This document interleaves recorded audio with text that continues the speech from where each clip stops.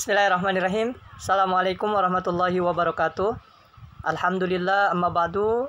Teman-teman yang dirahmati Allah Subhanahu wa taala, puji serta syukur kita panjatkan kepada Allah Subhanahu wa taala. Alhamdulillah, pada pagi hari ini kita masih dipertemukan kembali dalam keadaan sehat insyaallah, dan semoga yang dalam keadaan sakit Allah angkat penyakitnya sehingga kita dapat beraktivitas kembali, yaitu belajar melalui online.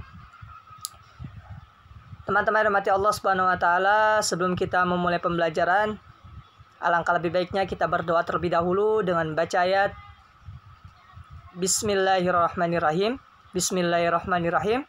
Semoga dengan dibacakannya ayat basmalah memberikan kemudahan kepada kita dalam menuntut ilmu serta semangat dan istiqomah dalam mencarinya. Amin. Amin. Amin ya rabbal alamin.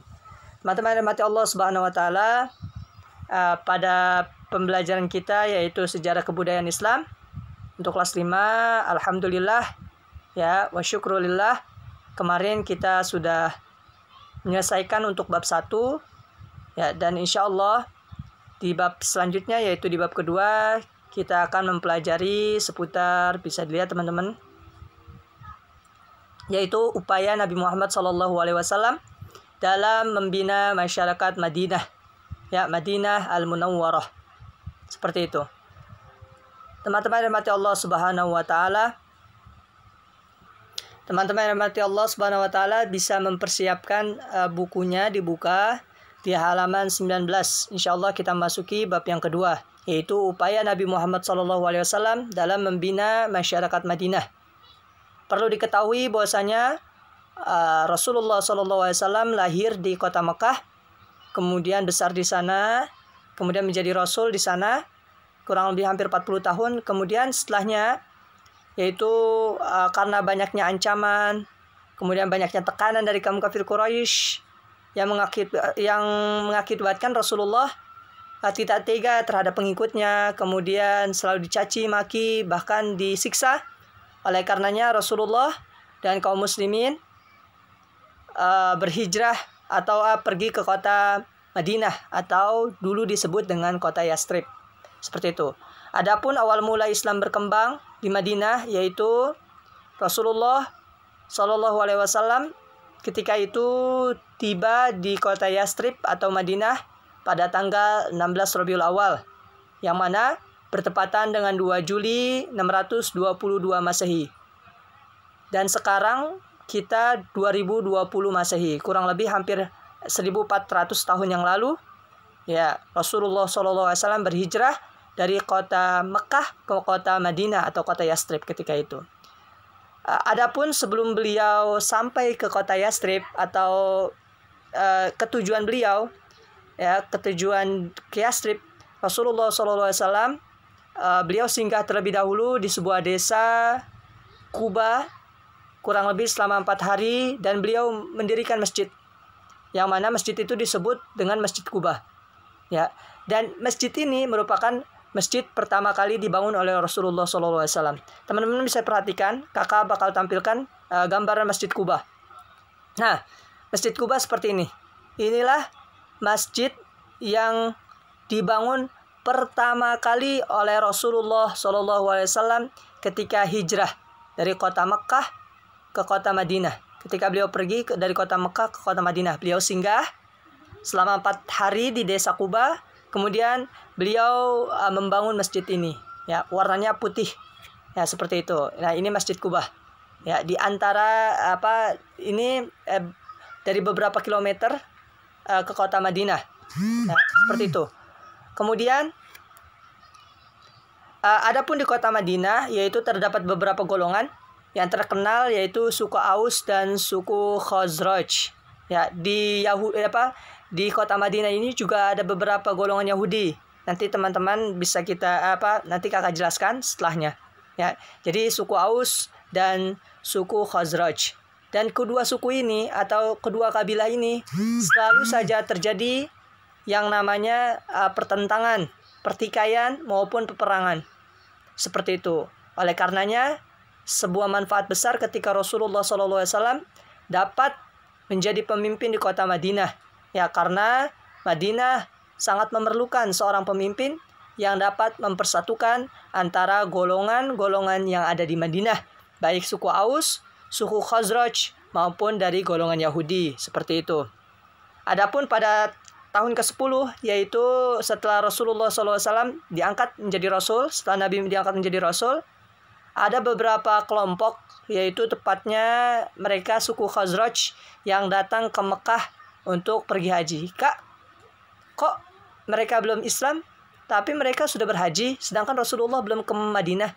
Teman-teman perlu dipahami bahwasanya Madinah sebelum diturunkannya Rasul, ada nabi sebelum Rasulullah SAW yang mana dibawa oleh Ibrahim alaihissalam, Nabi Ibrahim. Dan suku Madinah ini telah memahami beberapa orang, ya tidak semuanya, ya ada yang memahami dan mengetahui bahkan beriman kepada ketuhanan yang dimiliki oleh Nabi Ibrahim. Seperti itu. Oleh karenanya Nabi Ibrahim, pada agama Nabi Ibrahim itu juga ada perintah untuk pergi haji. Oleh karenanya ada beberapa suku Khazraj yang datang ke Mekah, ya, yang bertujuan untuk haji, yang mana agama mereka adalah agama yang diajarkan oleh Nabi Ibrahim alaihissalam. Tentu agama yang dibawakan oleh Nabi Ibrahim, Nabi Ismail, sampai ke bawah hingga Nabi Muhammad SAW adalah sama, yaitu agama Islam. Seperti itu. Oleh karenanya ketika suku Khazraj datang ke Mekah untuk pergi haji, ini merupakan kesempatan Rasulullah untuk memperkenalkan, ya, akannya Islam, untuk mendakwahkan Islam kepada mereka, untuk menyeru mereka kepada agama Allah Subhanahu wa taala. Itu pada tahun ke-10 setelah Rasulullah, berarti kurang lebih ketika Rasulullah umur 50 tahun. Kemudian pada tahun ke-12, ya, kurang lebih ketika Rasulullah umur 52 tahun, setelah itu terdapat lagi mereka, ya, orang-orang dari Madinah datang ke Mekah untuk berhaji. Kemudian Rasulullah SAW diutus untuk membuat sebuah perjanjian, ya, antara orang-orang Madinah yang sedang datang ke Mekah, yang mana isi perjanjian tersebut yaitu yang pertama, kami tidak akan mempersekutukan Allah, kami tidak akan mencuri, tidak akan berzina, tidak akan membunuh anak-anak kami, tidak akan memfitnah dan menghasut, dan tidak akan mendurhakai. Dan sikap-sikap ini perlu diketahui teman-teman, ini ketika masa Arab Jahiliyah ini sangat familiar atau sering dilakukan oleh orang-orang Jahiliyah ketika itu. Ya, orang-orang yang belum mau menggunakan akal pikirannya, seperti itu yang diberikan oleh Allah Subhanahu wa taala. Mereka banyak yang mencuri, bahkan berzina, bahkan kebiasaan mereka seringkali ketika mereka diberikan anak seorang perempuan, mereka membunuh anak-anak tersebut. Nauzubillah min zalik. Ya. Seperti itu. Ya, adapun ketika itu Rasulullah SAW sengaja mengutus satu orang, yaitu Mus'ab bin Umar, ya, Mus'ab bin Umair, yang mana tujuannya yaitu untuk mengajarkan mereka, ya, yang telah didakwahkan oleh Rasulullah SAW, diajarkan tentang Al-Quran maupun tentang ajaran Islam.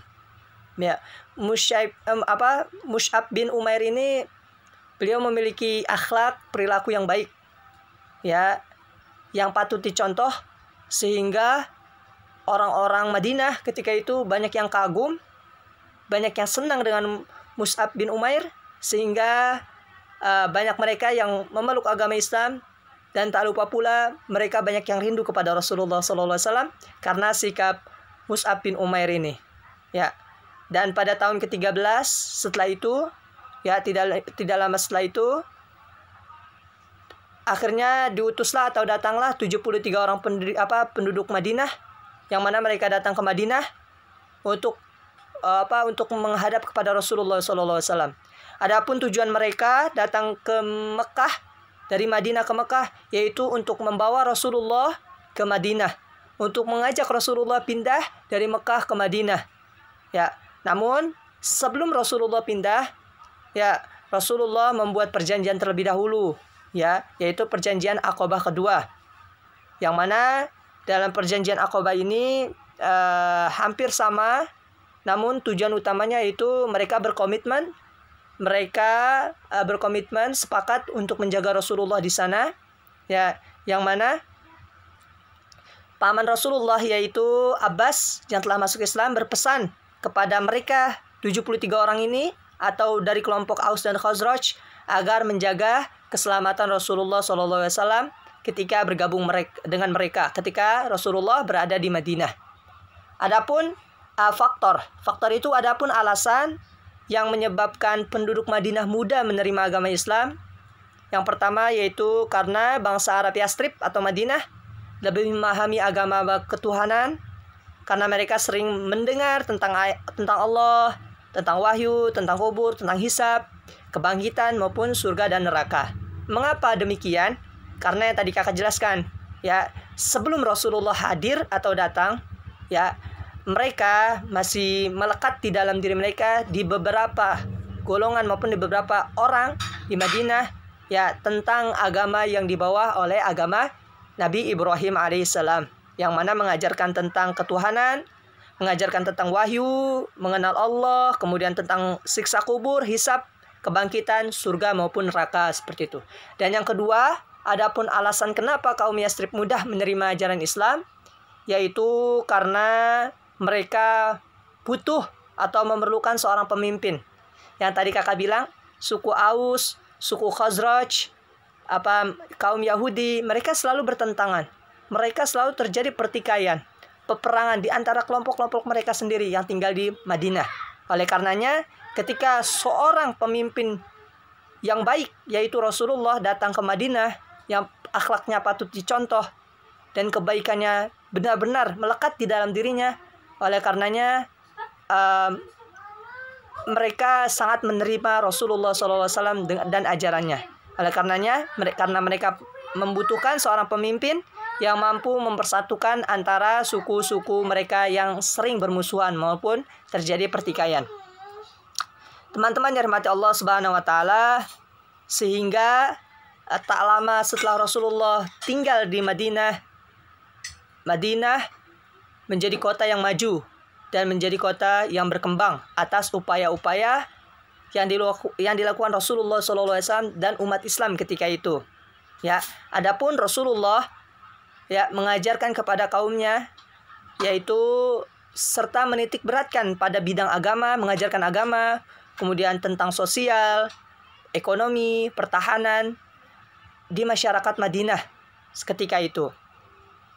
Teman-teman rahmati Allah Subhanahu wa taala, kita masuk ke pembinaan yang pertama, yaitu pembinaan di bidang agama. Ya. Yang pertama di bidang agama, bagian 1 yaitu membangun masjid. Adapun Rasulullah SAW ketika sampai di kota Madinah atau Yastrib, Rasulullah segera membangun Masjid Nabawi. Ya, mungkin teman-teman sering mendengar Masjid Nabawi. Ya, insya Allah nanti ketika kita umroh atau haji, kita akan melihat secara langsung bagaimana bentuk Masjid Nabawi. Namun kakak akan memberikan sedikit gambaran, ya, tentang Masjid Nabawi. Ini tadi kita Masjid Kuba, sekarang kakak akan berikan gambaran Nabawi. Nah, inilah Masjid Nabawi atau Madinatul Munawwarah. Ya, Masya Allah, ini merupakan sebuah anugerah besar bagi umat Islam.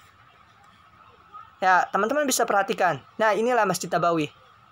Ya, inilah berada di Madinah Al-Munawwarah. Seperti ini. Ini Masjid Nabawi. Ini merupakan sebuah kebanggaan bagi kita selaku umat Muslim. Nah, oke. Selebihnya teman-teman bisa cari sendiri. Ya, kemudian masjid itu dibangun pada bulan Rabiul Awal tahun 1 Hijriah. Kak, apa itu Hijriah? Hijriah itu hijratun, atau ketika Rasulullah pergi dari Mekah ke Madinah. Jadi ketika Rasulullah dari Mekah ke Madinah, maka ditetapkanlah 1 Hijriah. Ya, makanya disebut dengan tanggal Islam atau bulan Islam. Seperti itu. Berbeda dengan seperti kita sekarang 23 Agustus 2020. Nah, itu biasanya lebih kepada tanggalan Masehi atau secara umum. Sedangkan kita sebagai umat Muslim, ya, maka menyebutnya Hijriah. Dan sekarang alhamdulillah, kemarin belum lama kita memasuki bulan Muharram. Ya, kita sedang berada dalam Muharram, yang mana kita memasuki di tahun yang ke 1442 Hijriyah. Seperti itu. Teman-teman mati Allah Subhanahu wa taala, ketika Rasulullah membangun Masjid Nabawi, beliau juga turun dalam pembangunan sehingga membuat seluruh pengikut Rasulullah maupun umat muslim itu bersemangat dalam membangun secara bergotong royong. Ya, adapun fungsi dibangunnya masjid ini banyak. Ya, pertama untuk kegiatan dakwah, pasti untuk sholat itu sudah jelas. Kemudian untuk kegiatan dakwah, untuk mengajarkan agama, ya untuk bermusyawarah tentang urusan umat, ya umat ketika itu, karena masjid menjadi role model atau peran utama ketika untuk tempat berkumpul seperti itu, ya. Dan Nabi Muhammad SAW juga menggunakan Masjid Nabawi ini sebagai kegiatan, yaitu pusat peribadatan. Yang kedua pusat pencernaan kegiatan, kemudian pusat latihan dan pendidikan, kemudian menampung kaum muslimin, ya baik muhajirin maupun mereka yang kehabisan, karena muhajirin kan dari Mekah ke Madinah. Ya mungkin beberapa dari mereka kehabisan bekal, ya ataupun makanan. Oleh karenanya itu salah satu tempat untuk menampung mereka, kemudian tempat untuk mengadili perkara-perkara yang diselesaikan oleh Rasulullah SAW. Adapun bukan hanya Masjid Nabawi saja yang dibangun oleh Rasulullah. Setelah beberapa sekian, ya umat Islam juga membangun masjid-masjid yang lainnya, yaitu Masjid Jumu'ah, Masjid Ghamamah, Masjid Bani Khuraizah, Masjid Ubay bin Ka'ab, Masjid Salman, dan Masjid Ali, dan lain-lain sebagainya. Ya, adapun Masjid Jumu'ah, yaitu merupakan tempat Rasulullah SAW melaksanakan sholat Jumat yang pertama. Jadi sholat Jumat yang pertama itu di Masjid Jumu'ah. Ya, kakak bisa tampilkan Masjid Jumu'ah seperti apa? Ya, ini Masjid Jumu'ah. Ini Masjid Jumu'ah yang mana menjadi masjid pertama kali dilaksanakannya sholat Jumat yang biasa kita lakukan sekarang. Seperti itu, ya. Teman-teman mungkin dapat tergambarkan sedikit. Ya, kemudian masuk lagi ke materi. Adapun untuk Masjid Ghamamah, yaitu merupakan tempat pertama kali untuk sholat Id. Nah, sholat Id biasa kita lakukan yaitu sholat Idul Fitri maupun sholat Idul Adha yang baru kemarin kita lakukan. Ya, adapun Masjid Ghamamah yaitu kurang lebih gambarannya seperti ini, teman-teman. Nah, ini Masjid Ghamamah yang mana menjadi masjid pertama kali dilaksanakannya sholat Id yang biasa kita lakukan setahun 2 kali, ya. Oke. Itu untuk yang pertama, ya, yaitu membangun masjid. Adapun yang kedua yaitu tujuan mengajarkan agama kepada kepada masyarakat Madinah. Karena tujuan Rasulullah hijrah dari Mekah ke Madinah pasti untuk berdakwah. Ya, ketika itu Rasulullah di awal mula berdakwah secara sembunyi-sembunyi, kemudian secara terang-terangan kepada masyarakat Makkah, dan alhamdulillah di Madinah Rasulullah juga segera untuk mendakwahkan agama Islam kepada masyarakat Madinah. Seperti itu. Rasulullah menyampaikan, mengajarkan agama Islam kepada penduduk Yastrib. Kemudian Rasulullah SAW juga memusatkan kegiatan dakwah atau pembelajaran baik di masjid maupun di rumah-rumah masyarakat ketika itu. Adapun ketiga yaitu mengembangkan pendidikan dan dakwah. Ya, adapun dalam melaksanakan syiar, dalam meninggikan agama Islam, tentu sangat membutuhkan orang-orang yang pandai baik membaca maupun menulis, ya. Oleh karenanya Rasulullah memperhatikan juga dalam bidang pendidikan, gitu, agar masyarakat tidak awam atau mengetahui tentang ajaran agama Islam. Ya, seperti itu. Adapun faktor perkembangan pendidikannya di zaman Rasulullah yang pertama yaitu penyebaran agama Islam, tentu membutuhkan orang-orang yang pandai baik membaca maupun menulis, karena ayat-ayat Al-Quran harus ditulis kemudian dibaca oleh kaum muslimin, dan kaum muslimin ketika itu tentu ya perlu diberikannya ajaran seputar Al-Quran. Kemudian karena Islam juga mengajarkan, kenapa adanya pendidikan? Karena Islam juga mengajarkan berbagai aspek maupun berbagai ajaran, yaitu baik sejarah di dalam Al-Quran ada, baik hukum, politik, ekonomi maupun sosial bermasyarakat, sosial kemasyarakatan. Kemudian yang ketiga yaitu karena adanya ayat-ayat Al-Quran yang banyak menerangkan keharusan umat manusia, kita semua untuk berpikir tentang alam semesta, tentang alam ini, tentang keadaan di lingkungan kita, seperti itu. Yang mana dalam firman Allah Subhanahu wa taala, "Inna fi khalqis samawati wal ard wa ikhtilafil laili wan nahari laayatil liulil albab." Yang artinya sesungguhnya dalam penciptaan langit dan bumi dan silih bergantinya malam dan siang terdapat tanda-tanda bagi orang-orang yang berakal. Seperti itu. Oleh karenanya kita diberikan akal oleh Allah Subhanahu wa taala, sangat berusaha untuk dapat memanfaatkannya dengan meningkatkan ketakwaan kita kepada Allah Subhanahu wa taala dan dapat mengintrospeksi, ya, mengecek apakah kita sudah melakukan hal-hal yang baik atau malah sebaliknya lebih banyak kepada hal-hal yang buruk.